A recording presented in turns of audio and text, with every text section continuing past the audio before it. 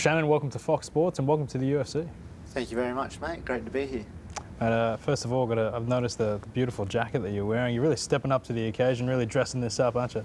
I've been doing this through my career, but yes, a little bit of Turkish delight inspired wear, and yeah, try to make everything look nice and sharp and go from there. I like it, mate. You're looking sharp. Now you have got quite an incredible story. So fighting out of the Gold Coast, you're a mechanic by trade. Yes, sir. Right, and it's not often that a Contender Series loss results in the incredible praise that was directed at you and also a UFC contract. I mean, tell me how that all sort of came about.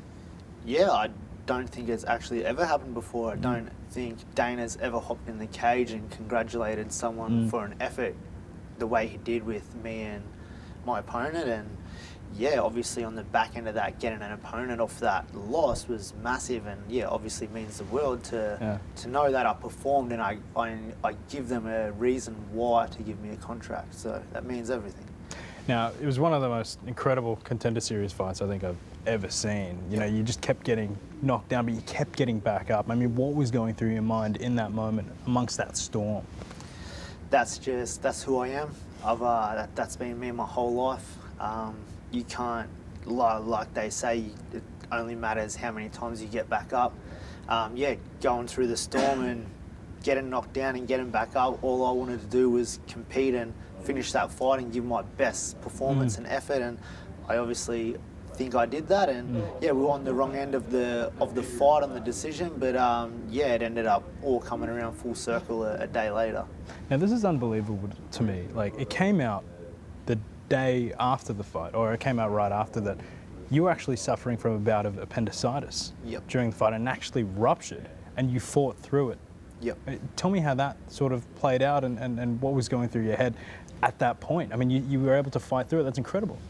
Yeah, so we landed in Vegas. We missed our first flights. We ended up getting to Vegas, and then I thought, oh, fight week's going to go smooth from here on in. And then pretty much as soon as I said that to myself, I started getting that stomach pain. And yeah, just being a fighter, I sort of pushed it to the back of my head and said, it's just fight week, I'm just hungry. And it kept getting worse. I kept pushing it to the back of my head, and just, yeah, we made the weight, and we rehydrated, and then we went and fought, and then I ate some food after the fight, and I went, this stomach pain's still not going away. Like, I've eaten enough food because I shouldn't be hungry anymore, but it's still really bad. And then, yeah, obviously the next morning I woke up, it was ruptured, I had septicemia, I had blood poisoning, I was shaking in my hotel room in the bed. I was, yeah, it was pretty wild. And then, yeah, we went down to the hospital, the UFC sent us down to the hospital, got a CT scan of the stomach, and yeah, they were like blown away with, it was actually completely ruptured. I had the septicemia and all that, and it was like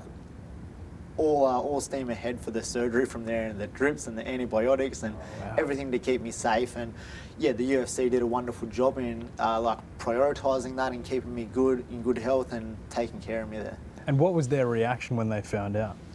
Yeah, I think they were pretty blown away. Like, yeah, when I come straight out of the surgery, I called my manager, and he was like, hey, I've had Dana and Mick on the phone. They can't believe you like had a ruptured appendix, and you went through the whole fight week with appendicitis, and the doctors are telling them that you would have had it for at least 5 days before to get it to where it was ruptured. And they said that's the type of person they want on the team, and to fight and perform the way you did with the condition you were in, they were absolutely wrapped. And yeah, waking up from the surgery with a contract was mind-blowing. It's an insane story. It's so unbelievable. What were you experiencing during the fight? Could you feel the stomach pain while it was going on?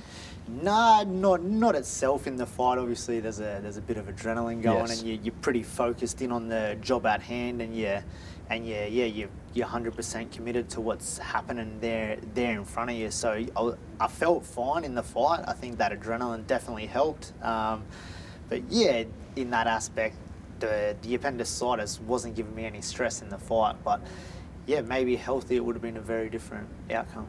Everything I've heard about you, when people say the name Shannon Ross, I think of the word courage. Not only for what you've experienced and what you've gone through, but tell us about the $20,000 gamble that you took during COVID to fight in Abu Dhabi. So yeah, I like to base myself on what you said, courage and resilience, and Yeah, that was, we had a sit down with Mick Maynard in 2019 when they come out here, and Rob and Israel Adesanya first fought for the title, and then we were looking at moving into the UFC then, and then obviously COVID kicked off, and it was a big halt on nearly every travelling and every sort of sporting aspect out there.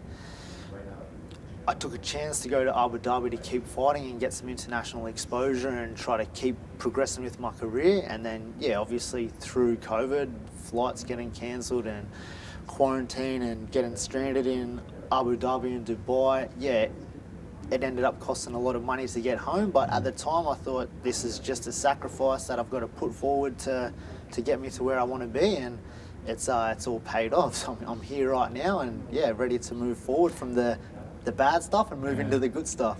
Were you scared at the time that if this doesn't work out, gee, I could be in some trouble here? Not really, because I'm a hard worker, so it's just money. If I need more money, I'll make more money another way. So it wasn't too much of a stress. Obviously, it's disappointing for my wife and kids to put that much money down the drain just to get home, and we should have sort of been fine. But it's just one of those things. You got to take it on the chin and keep moving forward. And as you mentioned, it's all paid off now, so it's got to feel good to be here under the bright lights of the UFC, right? Yeah, exactly. Like all those little steps and building that resilience and the courage to take those little leaps in life that some people are sometimes too scared to. It's it's all paid off, and now I can show people, like, yeah, if you take a chance and you really dedicate yourself, you can get to your dream. So you're making your UFC debut. You mentioned making money. I mean, we spoke about how you were a mechanic by trade. Yep. But you've also worked here in Perth. But you've been in Perth before. Tell us about that. Yeah, so like earlier on in my fighting career, I used to be a fly-in, fly-out worker in the mines. So I would travel from the Gold Coast to Perth Airport, get off one flight, get on another one and head out to the mine sites. And yeah, worked out there. I worked for about a year and a half in the mines doing that while I was fighting as well. And yeah, just save some money, and like you said, like you can always earn more money if you put your mind to it, and that sort of set me up for the back end of my local career to have that sort of sustainability and be able to work and focus on fighting and train hard. And yeah, once I did that, pretty much it's all come forth now. Yeah. You strike me as a guy who doesn't shy away from hard work, and you strike me as a guy who prides himself, in fact, on hard work. Would that be accurate? 100%. I think hard work is one of the key components to get anywhere in life. If you're a aspiring sports person, if you're a businessman, if you're a father, if you're anything, everything takes hard work if you want to be great at it. So for me, it's like I want to be the best at everything I do. Being a dad, being a husband, being a professional fighter now, I work really hard at all these aspects, and they all give back in each field. So yeah, I definitely hold myself to a very high value in hard work. Your fighting style as well is so entertaining, it's so dynamic. Can we expect more of that this weekend against Cledgerson Rodriguez? Yeah, 100%. I definitely do not shy away from, like you said, hard work and hard fights and being entertaining. Obviously, that's what got me across the line on the Contender Series. I'm not going to change my style to be safe and steal points and steal rounds. That's not in me, and that's not how I've ever fought, and that's not what I'm going to do in these fights. I'm going to be very smart and very cerebral, but I'm also going to bring that firefight and that pressure that I always bring in, get every single fan in that building cheering. Well, I'm sure they won't only be cheering within the arena, but they'll be cheering back on the East Coast. Do you have a 100%. Message for all the fans back in Queensland on the Gold Coast who will be supporting you this weekend? Yeah, just want to say a massive thank you to all the fans on the Gold Coast, my sponsors, my teammates that will all be tuning in.